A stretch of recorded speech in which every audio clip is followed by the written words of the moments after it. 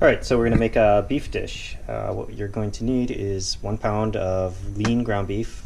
Here we're going to use 93% lean beef. You're going to need some sort of vegetable, right? You need your micronutrients. Here I'm just using pre-sliced peppers, onions, that sort of thing. This one's by Bird's Eye, and you'll need some sort of sauce. I like spicy. I always look in the back, see if there's added sugar. In this case there isn't.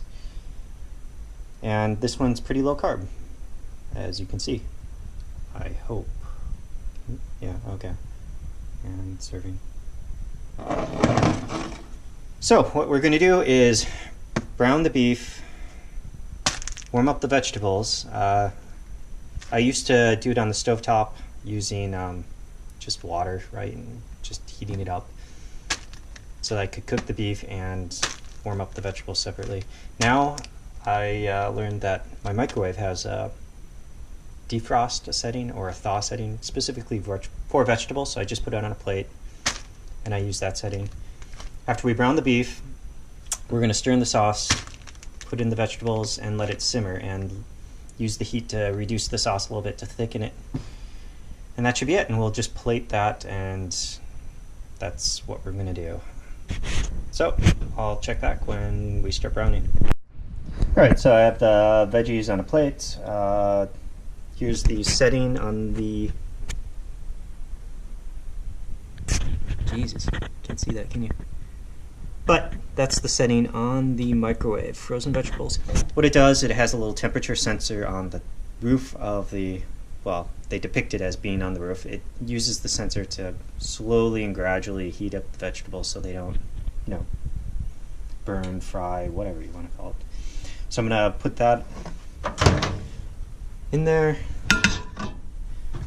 and get that going. Right? And meanwhile, we have our beef starting to brown. I'm just letting the pan heat up at the moment. And the sauce I have just off to the side. It'll be added after the beef is browned and we have it kind of crumbled, you know, fully cooked. Right? So check back when it's going pretty well. Alright, so the meat's pretty well browned at this point. Sorry about the steam. I'll try to keep it out of keep the camera out of the steam. So I'm going to turn down the heat a little bit. Grab the vegetables, which are incredibly hot at this point. I'm going to try to do this one-handed.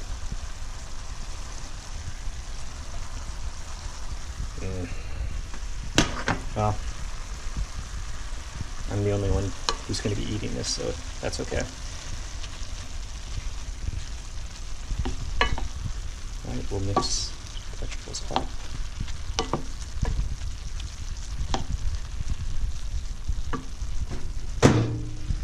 Now we'll add the sauce. Sorry, I can't do this stuff one-handed. And we'll simply drop the sauce in. Drop the sauce in, pour the sauce in. Right. So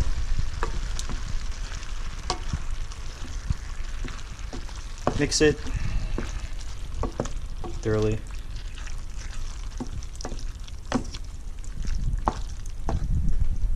Sorry. So now that may look like a lot of sauce. We're going to let it reduce. It's too watery at this point. Usually it is. And it is with this particular brand. Oops. Alright, so we're going to leave it on low heat. Well, medium heat. We'll just let it simmer, allow some of the moisture to evaporate off, allow it to thicken, and then at that point it'll be done. We'll take it off the heat, allow it to cool a little bit, and plate it. I'm going to wash this plate. Check back at that point. Alright, so here we are. It's thickened quite a bit. The vegetables have finished cooking during this time as well. It's a little bit of water, but oops, helps if I point. that's the consistency. Oh, great. Anyway, so we're going to plate this, and I'll show you what the final product looks like. All right, so here's the final product. Tastes fantastic, by the way. I try to use the spiciest sauce available. It's about 85 to 90 grams of protein, all in one sitting. If that doesn't kill off any cravings for the rest of the night, I don't know what will. This is an awesome key meal. It'll help you hit your protein macros and help you get to your calorie target as well. I think this whole thing is maybe 700 calories.